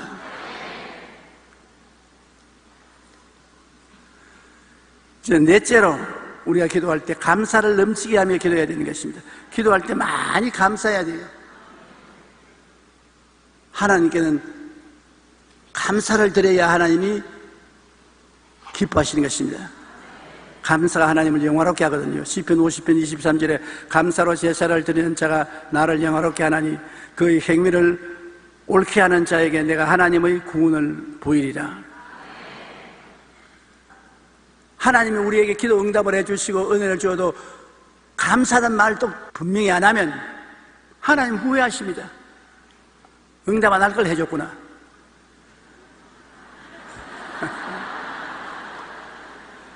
그러므로 하나님께 감사를 많이 해야 돼요. 그러면 하나님이 응답해 주신 것을 기쁘게 생각하는 것입니다. 감사로 하나님께 제사를 드리며 지존하신 이에게 서문을 갚으며 환난 날에 나를 부르라. 내가 너를 건지리니 내가 나를 영화롭게 하리라고 말하는 것입니다. 감사가 하나님을 기쁘시게 해요. 시편 69편 30절로 31절에 내가 노래로 하나님의 이름을 찬송하며 감사함으로 하나님을 위대하시다 하리니 이것이 곧 뿔과 굽이 있는 황소를 드림보다 야훼를 더욱 기쁘시게 함이 될 것이라. 황소를 잡아다가 하나님께 제사 드리는 것보다도 더 하나님이 기뻐하는 것이 우리 감사라고 말하니 우리 감사를 꼭 해야 되는 것입니다. 교회의 역사 속에서 하나님께서는 여러 가지 사람들을 사용했습니다. 60년 동안 새벽 4시에 일어나고 전 세계를 돌아다니며 1000편이 넘는 설교를 하던 90세까지 살았던 존 웨슬레를 사용하였는가 하면 한 편의 설교를 한 후에 한 사발의 피를 토하고 하던 데이비드 브레이니아드 같은 여간한 사람도 하나님 사용했습니다. 19세 예일대학교 교수가 된 조나단 에드워드와 같은 천재를 사용하였는가 하면 드와이드 무디와 같이 무학자를 들어 위대한 복음의 사역의 꽃을 피우기도 한 것입니다. 그러나 이들에게는 공통점이 있었습니다. 아주 신령한 사람, 그렇지 못한 사람, 천재와 같은 사람, 무식한 사람, 여러 가지 종류의 사람을 사용했지만은 한 가지는 꼭 공통점이 있었습니다. 그것은 그 모두가 다 하나님 앞에 기도의 사람이었다는 것입니다. 기도하지 않고는 하나님이 결코 사용하지 않는다는 것입니다. 하루에 3시간씩 기도하며 바쁠 때는 더 많이 기도한다는 마틴 루터를 쓰셔서 독일과 유럽의 교회를 깨어나게 해주었습니다. 일주일에 하루를 오직 기도에만 바쳤던 아도니람 저더스는 불교에 잠들어 있던 절망의 땅인 버마에 그리스도의 복음을 물결치게 하였습니다. 하나님께서는 우리의 외모를 보지 않으십니다. 하나님은 향한 우리의 믿음과 낙심치 않고 끝까지 기도하는 우리 마음의 중심을 살펴보시는 것입니다. 우리가 이렇게 기도하며 감사할 때 응답과 함께 세계를 변화시키는 놀라운 역사가 일어나게 되실 것입니다. 목사님이 기도를 많이 하고 설교를 하시면 교인들이 마음에 감동이 오고 은혜가 다가오는 것입니다. 그 목사님이 어줍지 설교를 해도 마음에 감동이 오고 눈물이 나고 은혜가 되는 것입니다. 기도를 많이 하지 않고 열심히 공부해서 멋진 설교를 와서 하면 야, 그 목사님 말 잘한다. 야, 대단한 분이다. 그렇게 생각하지 감동은 하나도 안 하고 눈물은 한 방울도 안 흐르고 하나님께 찬양도 나오지 않습니다. 기도가 하나님의 은혜를 갖고 오는 수단이 되는 것입니다. 영국 캠브리지 대학의 루이스 교수는 이런 말을 했습니다. 하늘을 바라보는 사람은 땅을 덤으로 얻게 된다. 하늘을 쳐다보고 사는 사람은 땅은 붙어서 온다는 것입니다. 그 나라와 그 일을 먼저 구하라. 그러면 이 모든 것을 내게 더하시리라. 항상 기도하고 하나님의 은혜를 의지하고 살아야 합니다. 그럴 때 모든 고통은 사라지고 이 땅에서 평안과 기쁨과 행복 가운데 살아갈 수가 있게 되는 것입니다. 모든 사람이 기도할 수는 있지 않습니까? 항상 기도하고 하나님의 은혜를 의지하고 살 때 평안과 기쁨과 행복이 다가오지, 기도하지 않을 때 하나님과의 관계가 없으니까 은혜와 능력이 있을 택이 없습니다.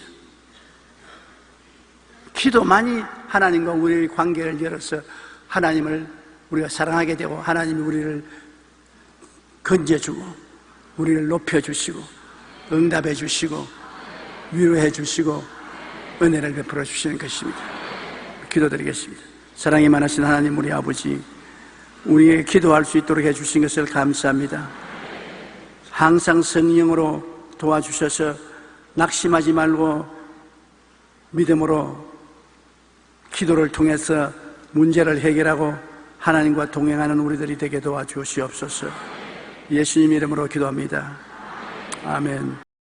저는 오늘 여러분과 함께 크고 비밀한 일이라는 제목으로 은혜를 나누고자 합니다. 인류가 지구 위에 살아온 이후 오늘날처럼 인간은 자원 고갈에 직면해서 위기에 처한 적은 한 번도 없었습니다. 요 수년 내에 여러분 천정 모르게 높이 뛰어오르는 기름 가격 때문에 이 자리에 온 여러분 중에 한 사람도 그 고통을 체험해보지 않은 사람 없습니다. 기름의 가격이 올라가면 물가가 올라가고 인프레가 천정 모르게 뛰고 이렇게 해서 우리의 가게에 압박과 괴로움을 많이 겪어왔습니다. 도대체 자원 고갈의 이 악순환이 얼마나 오래 계속할 것인가요? 여러분, 이와 같은 템포로 자원 고갈이 계속된다면 인류의 역사는 어느 시점에 가서 그 문명이 종지부를 찍을 수밖에 없다고 비관적인 이론을 전개하는 사람들도 많이 있는 것입니다. 그러나 저는 오늘 이 시간에 아무리 자원 고갈의 위기가 우리에게 다가온다 할지라도 우리 사람들이 올바른 자세만 취하고 있다면 이것을 능히 극복하고 위대한 새로운 문화를 창조할 수 있다고 저는 확신합니다. 왜 그러냐 하면 여러분, 어떠한 문제에 있어서도 하나의 위기와 도전이 다가오면 그것에 대한 올바른 응전을 해나가면 새로운 역사가 창조되고 또 찬란한 문명이 이루어지는 것입니다. 오늘 자원 고갈이라는 이와 같은 무서운 도전이 우리에게 다가오게 될 때 우리 사람들은 지혜를 개발하고 아이디어를 개발해서 이 자원 고갈에 대해서 올바른 응전을 한다면 우리는 새로운 문화를 만들어낼 수 있습니다. 석유 아닌 물로서 우리의 에너지원을 만들 수도 있을 것이요, 석유 아닌 수소나 산소나 탄산가스나 이런 것을 가지고서도 우리가 새로운 에너지원을 개발할 수 있는 것입니다. 문제는 우리에게 다가오는 여러 가지 어려운 상황이 우리를 파멸하는 것이 아니라 그것에 대처할 수 있는 사람의 마음의 자세와 인간의 지혜와 아이디어가 문제인 것입니다. 그러므로 우리는 어디에서 끊임없이 우리의 인류를 도말하려고 다가오는 환경적인 위기에서 우리의 아이디어를 개발할 수 있겠습니까? 그런 문제를 해결하고 그것을 극복할 수 있는 위대한 지혜, 위대한 아이디어를 어디에서 우리가 얻을 수 있겠습니까? 그 아이디어는 우리는 하나님 앞에 나오면 얻을 수가 있습니다. 왜냐하면 성경은 말씀하기를 하나님께서 태초에 천지를 창조하시다고 하신 것입니다. 하나님께서는 없는 데서 오늘날 있는 이 모든 것을 지으셨습니다. 그러므로 하나님에게는 무궁무진한 아이디어가 계신 것입니다.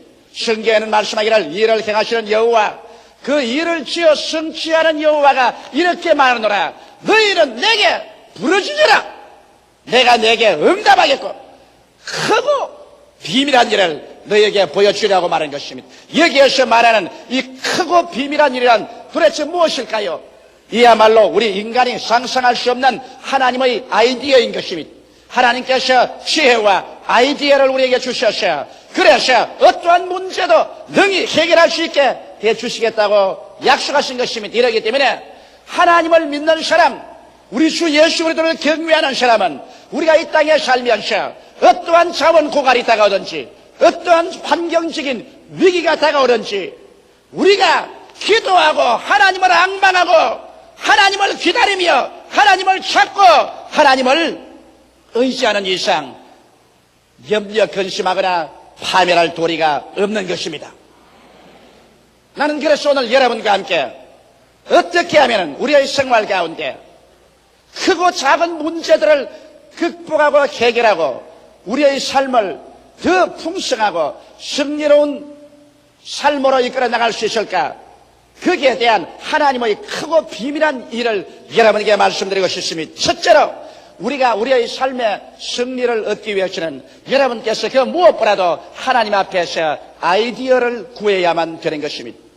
오늘 우리가 보는 이 모든 문명의 발전이란 인간의 마음속에서 우러나온 아이디어로 말미암아 이러한 것이 이루어진 것입니다. 그렇기 때문에 우리가 문제가 어려울수록 그 위대한 아이디어만 개발하면 되는 것입니다. 절대로 인류는 자연자원 고갈로 말미암아 망하지는 않습니다. 아이디어가 고갈해지면 그때 인류는 망하고 마는 것입니다. 여러분의 문제로 말미암아 여러분은 패망하지 않습니다. 여러분의 마음에서 아이디어가 넘쳐나오지 아니하면 그때 여러분은 망하고 마는 것입니다. 어떠한 도전도 거기에 대해서 위대한 아이디어로 응전하면 새로운 성공을 가져올 수가 있는 것입니다. 이렇기 때문에 우리는 아이디어를 하나님께 간절히 구해야 되는 것입니다. 우리 하나님께서는 오늘날도 당신 속에서 크고 비밀한 것을 가지고서 주께 부르짖는 사람에게 이것을 나타내 주기 위해서 기다리고 계신 것입니다. 저는 근본에 핀란드의 헬싱키에 갔을 때 굉장한 아이디어 하나를 보았습니다. 그곳에 핀란드의 헬싱키의 도심지에 락차츠라고 바위 교회가 있습니다. 이 바위 교회는 세계적으로 유명해서 하나의 관광 코스가 되어 있습니다. 그 왜 락처치가 유명하게 됐느냐? 그것은 핀란드 헬싱키 시당국에서 토지 이용상 도시 한가운데는 교회를 짓지 못하도록 그렇게 설정을 해놓았습니다. 그런데 그곳에 있는 루트란 교회가 도시 한가운데 교회를 세우기는 세워야 되겠는데 시당국에서 절대로 허락을 안 해주니까 어떻게 교회를 세울 것이냐. 그래서 그들이 모여서 구술회담을 하고 기도를 하는데 그 루트란 건축가 두 사람이 아이디어가 떠올랐습니다. 왜냐하면 헬싱키 도시 한가운데 큰 바위 덩어리가 있습니다. 이 바위 덩어리는 하도 바위 덩어리가 컸기 때문에 여기에는 집을 지을 수도 없고 아무 시설도 없어서 시 가운데 바위 덩어리를 그대로 내버려 놓은 것입니다. 그런데 여기에 이 건축가 두 사람이 아이디어를 개발한 것입니다. 구태여 교회라고 해서 반드시 기초를 넣고 기둥을 세워서 지붕을 덮어야 교회가 될 리가 있겠는가? 그 바위를 그대로 파서 문만 뚫어 놓으면 바위 교회가 될 것이 아닌가? 그렇다면 시에서는 교회를 못 지으라고 할 이유가 없는 것은 바위 그대로 내버려 놓고 바위 속을 이렇게 뚫어 가지고서 지붕만 싹 덮어버렸으니까 그 역시 바위 지면 다른 것이 있는가?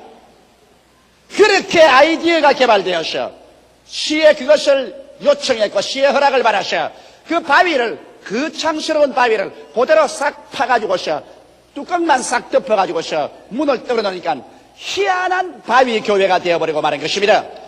그래서 저희들이 그 바위 교회 안에 들어가 보니까 벽도 바위요, 땅바닥도 바위요, 전체가 바위 그대로 파놨는데 천정만 덮어놨었습니다.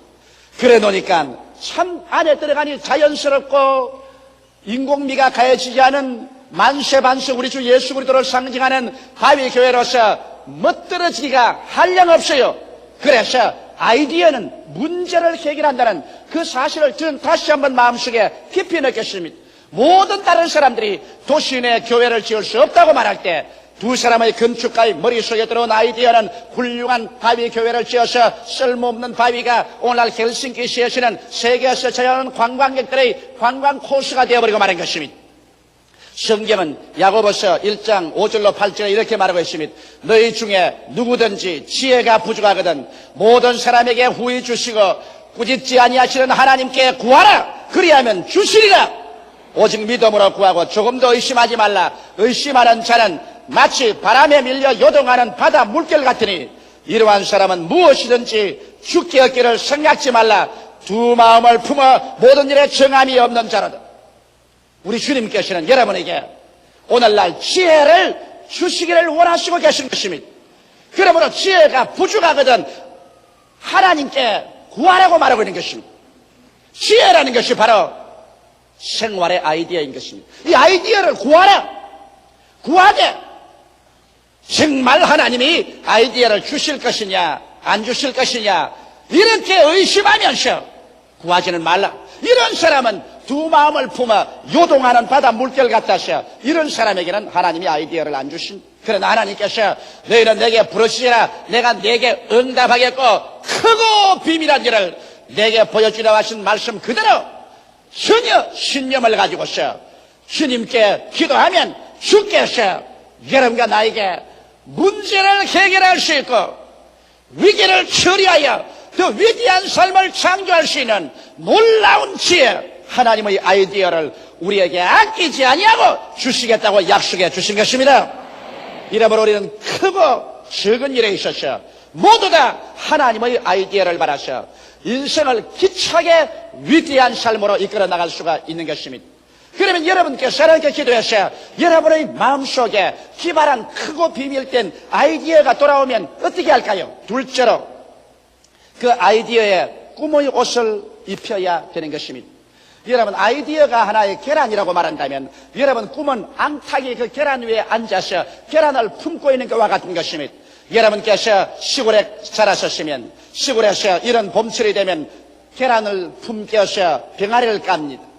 계란 위에 앉아있는 암탉이 여러분 모이도 주워 먹지 않냐고 눈이 새빨갛게 해서 깜빡깜빡하고 앉아있는 모습을 본 사람이 있겠죠.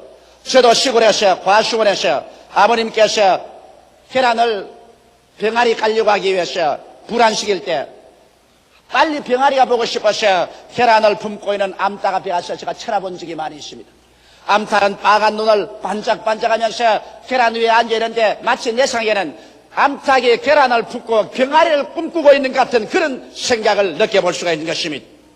오늘날 여러분께서 아이디어가 생기면 그 아이디어를 가슴 속에 품고서 잉태하여 그래서 마치 암탉이 계란을 품듯이 우리는 아이디어를 품고 마음에 잉태해서 꿈을 꾸어야만 되는 것입니다. 그 모습이 이루어진 것을 아름답게 채색을 해서 꿈을 입혀야 되는 것입니다. 그래서 나중에 점점 그 아이디어가 이루어진 모습이 마음속에 자라나서 로마서 4장 17절처럼 하나님께서는 없는 것을 있는 것 같이 부르시니라. 없는 것이 있는 것 같이 마음속에 완전히 잉태되도록 그와 같이 여러분 꿈을 꾸어야 되는 것입니다. 성경은 말씀하시기를 꿈이 없는 민족은 망한다고 했습니다.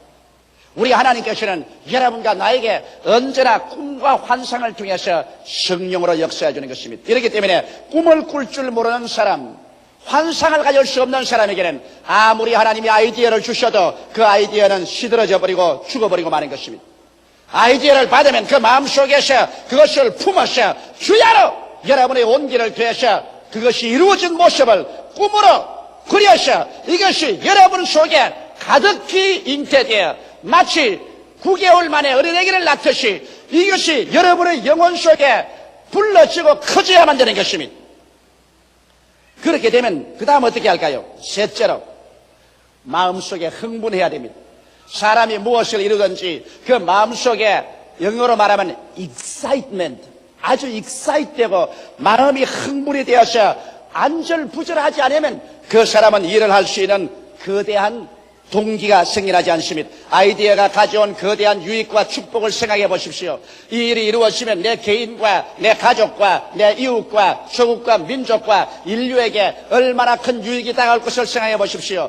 그만 마음이 흥분되어서 그냥 밥을 먹어도 그것이 마음에 가득 차고 길을 걸어가도 가득하고 자나 깨나 그 일로 말미암아 마음이 흥분이 되어서 견딜 수가 없을 때, 그래서 이 사람은 마치 그 일에 미쳐버린 사람 같이 그 일을 생각하고 그 일을 말하고 그 일을 할 궁리를 할 때, 이럴 때 이 열띤 감정이 성취 동기가 되는 것입니다. 사람들 흥분할 줄 모르는 사람하고 여러분 아무 일도 하지 못합니다. 적고 큰 일을 하는 사람, 그곳이 아주 흥분해버려야 되는 것입니다. 내가 육부 예배를 통해서 우리 교회 예배를 보면은 이 성가대원들 노래하고 지휘자들 지휘하는 건 내가 가만히 봅니다. 내가 어느 지휘자가 잘하고 어느 지휘자가 못한다고는 말 안 합니다. 하면 지휘자들이 마음이 호가워질 테니까. 그러나 아주 음악에 취해서 흥분해 있는 사람이 최고를 잘합니다. 그러나 음악에 취하지 아니하고 흥분도 아니하고 형식적 의식적으로 하는 사람치고 그 속에 청중들의 마음을 감동시키는 음악은 내가 들어본 적이 없습니다. 설교도 한 가지예요. 목사가 강단에 와서 자기 설교에 자기가 취해서 정신없이 설교를 하고 그냥 성령에 도취돼서 설교하자는 이상은 그 설교가 다른 사람에게 감동을 주지 않습니다. 이와 같이 위대한 일을 성취하는 사람들은 열띤 감정에 붙잡혀서 흥분하여 흥분의 도가니 속에 들어있는 이런 사람들이 열심히 일어나서 목숨을 바쳐놓고 일을 하여 위대한 일을 성취하는 것입니다. 나는 우리 최하실 목사님을 좋아하는 이유는 지금 65살이지만은 흥분을 잘합니다. 무슨 일을 하나 해놓으면 근질기게 흥분을 해서 온 열정을 다 퍼붓고 그 정열을 다 퍼붓고 그 열정과 정열을 감당할 수가 없습니다. 자도 깨도 쉬도 안 하고 내리밉니다. 그래서 그 일을 이뤄놓습니다. 솔직히 말해서 지금 순복음 금식기도원 1만 재단, 이것은 나는 사실 아직까지 지을 생각이 없었습니다. 우리 최하실 목사님이 어찌나 그것을 가지고 흥분을 하고 기가 막히게 열정을 내리퍼붓고 막 생사를 걸어놓고 발버둥을 치기 때문에 나도 끌려 들어간 거예요. 그래서 내가 어제 금식기도원에 와서 굴 속에 들어가서 기도할 때 말했습니다. 주여, 이 1만 재단은 내가 한 것이 아니라 저 목사님에게 끌려 들어와서 옵나이다. 그러니 끌려 들어와도 책임은 내 어깨에 있으니까 주여 잘 이루어지게 하여 주시옵시고 필요한 자원을 공급하여 주옵소서. 제가 그렇게 기도한 것입니다. 여러분 마음속에 이와 같이 끓어오르는 열정이 일어나지 않거들랑 아직까지도 아무런 창조도 일어날 기미가 없다는 것을 알아야 될 것입니다. 그 다음 넷째로 이와 같이 마음속에 열띤 감정이 동기가 되거들랑 이제는 찬동자들을 얻어야 되는 것입니다. 모든 일이라는 것은 혼자의 힘으로 안 됩니다. 어떠한 사람이 아이디어를 내면 다른 사람이 자문을 대야 되고 다른 사람이 기술을 내야 되고 그렇게 해서 연합해서 일을 해야 돼요.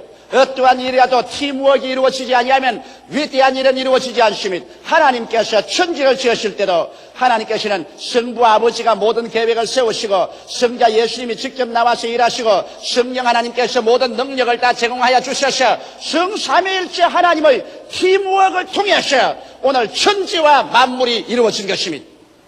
하나님도 천지를 지으시는데 삼위일체 하나님이 팀워크가 되셔서 일을 하시는데 하물며 여러분과 내가 일하는데 혼자서 일하겠다면 그 일이 이루어지지 않은 것입니다. 이러기 때문에 여러분께서 아이디어를 갖고 그것이 꿈으로 말미암아 완전히 잉태되어 마음의 확신으로 채워지면 이것으로서 마음에 기차게 흥분해서 열띤 감정의 성취 동기가 이루어지면 이것을 사람들에게 말해서 설교를 시켜야 하는 것입니다. 자원이 있는 사람 설교를 시켜야 되고 기술이 있는 사람 설교를 시켜야 되고 능력이 있는 사람 설교를 시켜서 그래서 여러분이 함께 뛸 수 있는 팀워크가 이루어져야 위대한 일이 이루어지는 것입니다. 나는 우리 순복음 중앙교회가 오늘 단일교회로서 세계의 최대의 교회가 이루어졌다고 하는 이유를 잘 압니다. 그것은 왜냐? 먼저 저와 우리 최하실 목사님과 팀워크가 이루어졌기 때문에 된 것이요. 우리 교회 장로님들과 팀워크가 이루어지고 우리 교역자들과 팀워크가 이루어지고 우리의 구역장님, 우리의 조장님, 우리 성도들과 이와 같이 한결같은 팀워크가 이루어져서 우리 교회 생긴 이후로 지금까지 아직도 한 번도 교회가 분쟁이나 분리된 일이 없었기 때문에 세계 최대의 교회가 이루어지게 된 것입니다. 할렐루야. 나는 우리 교회를 자랑할 때 교회의 숫자를 자랑하지 않습니다. 교회 숫자야 이렇게 이루어질 수 있죠. 25년이 넘도록 우리 교회는 한 번도 분열된 적이 없습니다. 교역자끼리 분열된 것도 없고 당회 장로님들끼리 분열된 것도 없고 우리 평신도끼리 분열된 적이 없습니다. 우리는 예수 그리스도 가운데 여러 가지 이견이 서로 부딪히더라도 그리스도 가운데 나중에 전국적으로 언제나 사랑하고 용납하고 용서해서 하나가 되어서 한 뭉치가 되어서 팀워크가 되어왔기 때문에 오늘날 세계 최대의 단일교회라는 이 크나큰 교회를 이룰 수 있는 기적이 일어났던 것입니다. 할렐루야. 이것을 자랑하고 나는 끝까지 이렇게 하나님이 해주시기를 간절히 간구합니다. 그 다음 다섯째로 이렇게 되면 여러분은 이제는 목표를 설정하고 기간을 정하고 계획을 세워서 렛츠고 시작하자 출발을 해야 되는 것입니다. 오늘날 수없이 많은 사람이 인생에 실패하는 이유는 그들의 삶에 분명한 목표를 설정하지 않냐고 목표가 이룰 수 있는 기간을 설치하고 그 계획을 세우지 않습니다. 사람이 여러분 일에 목표를 세우지 않으면 방향을 잃은 사람 같아서 바람 부는 대로 물결 치는 대로 이리 밀리고 저리 밀리고 아무것도 못합니다. 목표를 세워놓고 그 다음에는 기간을 정해놓으면 이제는 결사지게 되는 것입니다. 방향이 뚜렷해지고 이제는 기간이 정해졌으니 이 일을 이루어지겠다고 그래서 시간도 노력도 물자도 그것에 집중할 수 있게 되는 것입니다. 이러므로 반드시 목표와 기간을 정하십시오.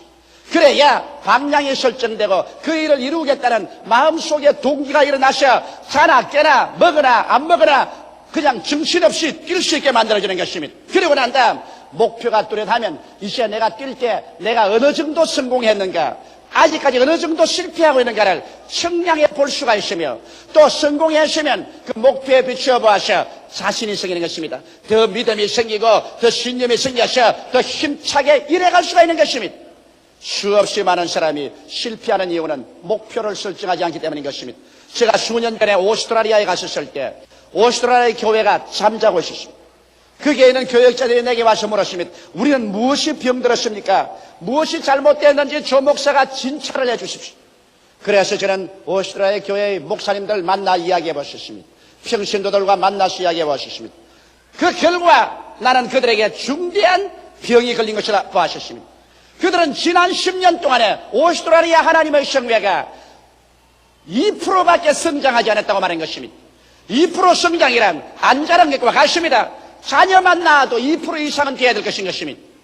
그런데 내가 발견한 것은 어느 교회치고 한결같이 교회 성장에 대한 목표를 설정한 교회가 없더라는 것입니다.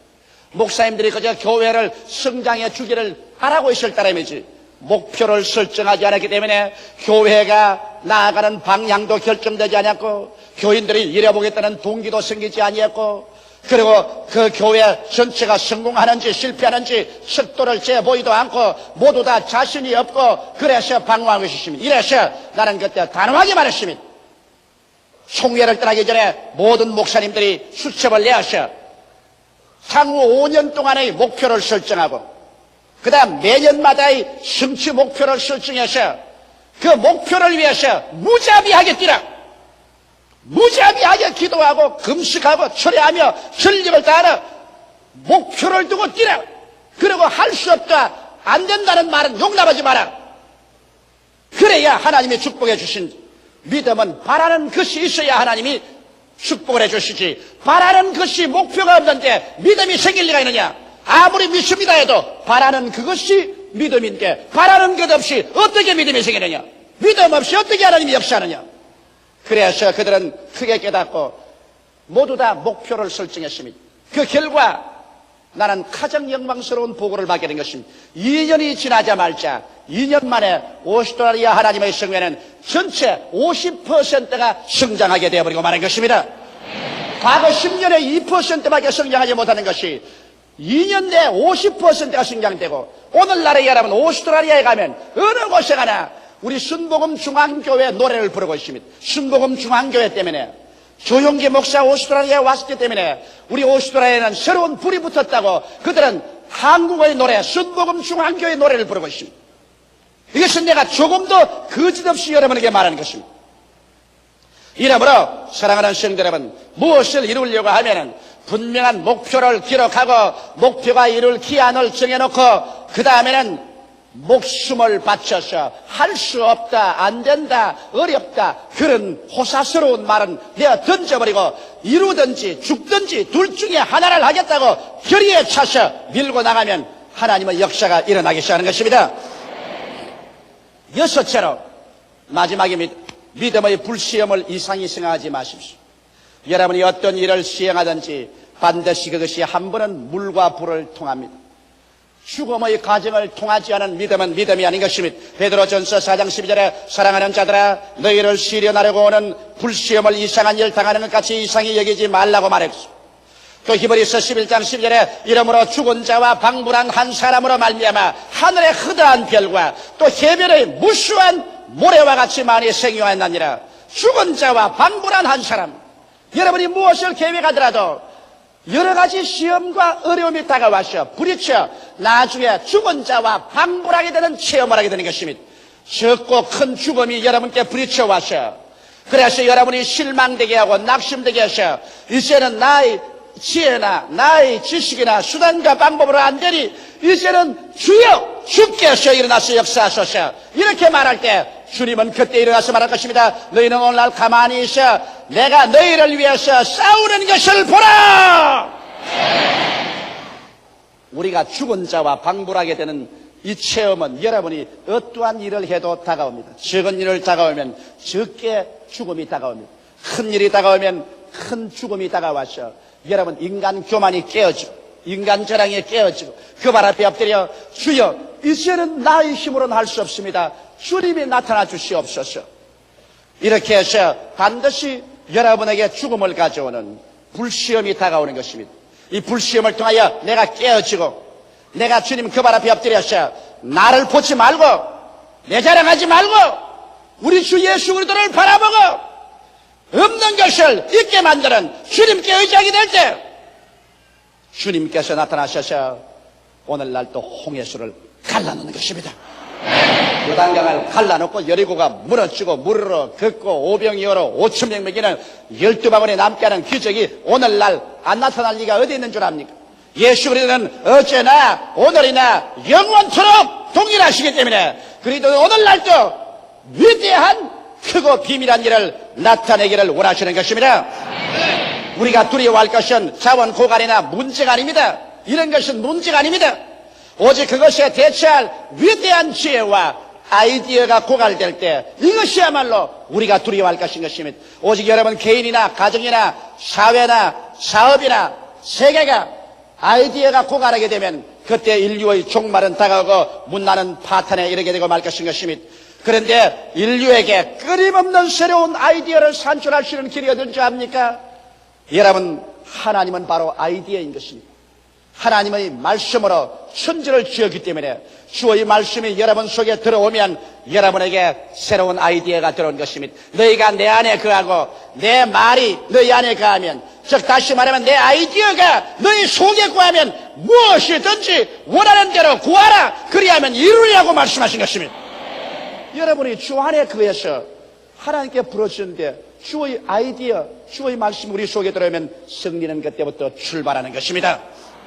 우리 다 같이 고개 숙여 기도드리겠습니다. 살아계신 아버지 하나님, 우리 인류 가운데 들어온 가장 위대한 아이디어는 예수 그리스도인 것을 알게 하여 주시옵소서. 하나님의 아이디어인 예수 그리스도로 말미암아 죄와 불의와 추악, 죽음과 저주와 절망에서 해방을 얻고 영생을 얻는 하나님의 아이디어를 받아들여 영원한 삶을 얻는 우리들 되게 하옵소서. 예수님 이름으로 기도드리옵나이다. 아멘.